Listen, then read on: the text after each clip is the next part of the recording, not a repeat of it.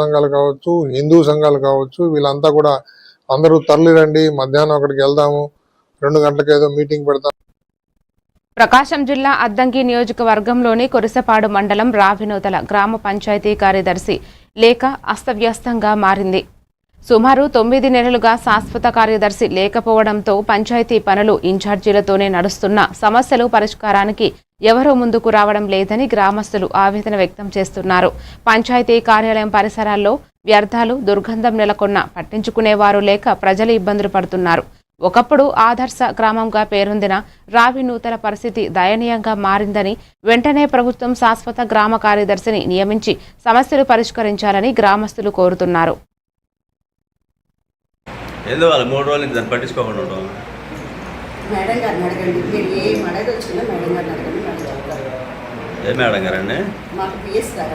గత 30 సంవత్సరాల నుంచి గ్రామ పంచాయతీలో పేపర్ చదువుకోవడానికి వెసులుబాటు ఉన్న పంచాయతీలో గత 1వ తారీఖు నుంచి మన ఇక్కడ పెత్తనం చేయాలనుకున్న గుమస్తా వారు పేపర్ను దాచిపెట్టి ఈ రోజు వరకు ప్రజలకు అందుబాటులో లేకుండా చేశారు.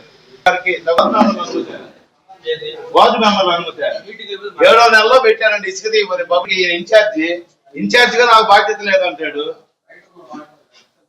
అనేది రాజ్యాంగబద్ధంగా జరగాలి కానీ ఒక ఇన్ఛార్జి సెక్రటరీ ద్వారానో ఎవరైనా నామినేటెడ్ పదవుల్లో ఉన్నవాళ్ళ ద్వారానో జరిగితే చాలా తీవ్రంగా ఉంటుంది.